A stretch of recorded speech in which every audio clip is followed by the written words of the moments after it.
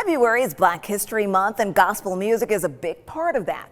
I spoke with Pastor Marcellus Barnes, the founder and director of the Unity Group, about the upcoming Chattanooga Gospel Music Awards. Hello, Marcellus. How are you? I'm wonderful. How are you? I am good. Thank you so much. Let's talk about, you have something exciting coming up here in February. It is the Gospel Music Awards. And this is one of the things we're going to spotlight all of this local talent we have here in this area. How did you come up with this idea and what made you want to do this? Well, for the past 16 years, we've had a Black History concert, and we give away scholarships and we honor community activists. And in observance of Black History Month, we want to do something just a little different this year and incorporate all of the musicians locally, vocal, instrumental, and highlight some Lifetime Achievement Awards, and just gave it a different spin with Dr. Bobby Jones and a Dove-nominated award group from Columbia, South Carolina. So, so many people we've talked to have said things like, I've never been nominated for anything in my life. So this year is bigger than just the musicality of it. It's significance toward those who have paved the way for people like me in the music and gospel arena. And one of the things too, and this is looking at, like you said, this is taking place during Black History Month, during the month of February. And you're talking about how you've done for so many years, over a decade, almost 2 decades now, your Black History concerts.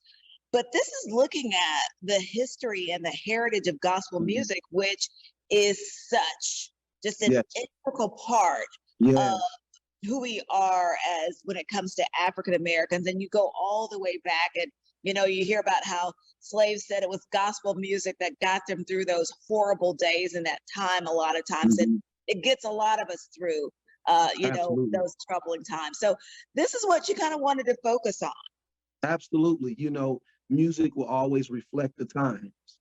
And so we're able to teach history even through the music.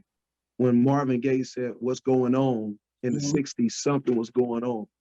And so we look at this from a place of pride and not hate, to be able to teach the music and the history that's connected to it. There was a time where we could sing things that we could not say. So music has always been a part of our liberation and our faith in God. And so we're just excited about denoting and paying homage to people who have kept the music alive. And one of the things too about this is, let's just talk about some of those categories. It's a lot of different categories. If you just kind of want to spotlight a few of them and talk about some of those. Absolutely. We have traditional male vocalists, contemporary male vocalists. We have traditional female, contemporary female. We have guitarists, keyboard organists, and we also have community choir, church choir, and youth and young adult. And do you think that a lot of people probably, because I will tell you, when I saw your list there, Marcellus, I was like, oh, I didn't know this was going to be so long when you gave me that list there. But then I started seeing all these names of people that over the years, I've heard them, I've seen them, and then some I didn't. But just the amount of talent that we have here in this community. Yes, absolutely.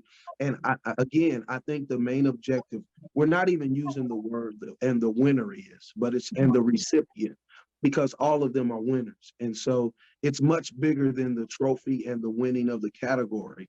I think it's more significance in just bringing and shedding light upon all of the talent that sometimes go unsung. And so we want to affirm and just let them know that we notice and we acknowledge their gifts that have blessed so many of our lives, spiritually, emotionally, in the faith-based community. Now, we don't want to get away from this interview or let you go without talking about what's so important about this. We know about your passion for music, and as I've known you over the years, I've seen that passion, but also you want to help young people. And that's something that you want to help them to be able to grow and develop. But not everyone has access to instruments and different things. So let's talk about how this benefits and goes back out into the community to reach out, which is something that's so important. Absolutely. Thank you for highlighting that, Latrice. When I was afforded the opportunity, music helped save my life. You know, I was at risk, not because I came from a dysfunctional family, but I didn't make the AAU team. I wasn't a sports star, but I was able to play music by rote. And I didn't know what that meant at the time.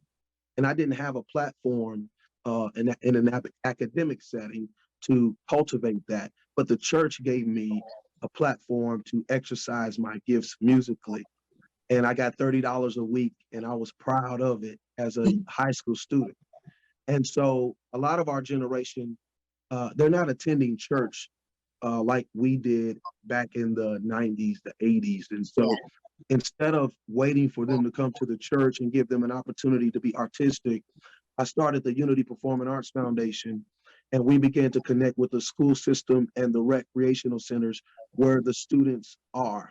And while they're out watching everyone play basketball and do the recreational activities, there's a Marcellus on the side that can play music, but he doesn't have that opportunity. So percentage of this proceeds are going to go to every student that's already enrolled in our program. And we're partnership with the Urban League right now as well. And we have about 40 students at Orchard Knob that some of our teachers are teaching music to. So the percentage of the proceeds are going to help keep that program going. And just talk about, like you talked about for yourself, Marcellus, what a difference music made in your life. And we've heard this from people over the years. And like you said, it saved your life in a lot of ways. And Absolutely. that's what you're hoping to do for some of these young people, to say, you know what, don't turn to this, turn to music, and That's right. use all that creativity, all that energy you have, and put it musically, and let's see where we go with this in life. Absolutely. We're so quick to talk about the barriers, but how quick are we to create opportunities around those barriers, right? And so when you have people vandalizing with graffiti, how about we have a space where they can use that same art and talent and put it on canvas? You know, we have kids that are beating on the table and they're labeled ADHD. Well, maybe they're kinesthetic and they need a platform to play drums and percussion. And so there's a void between athletics and the arts. And I will be honest with you, it's disturbing the money that we put behind sports. Well, during the month of February, a look at how the Hunter Museum is celebrating Black History Month. A sneak peek at their exhibition featuring 2 African-American artists.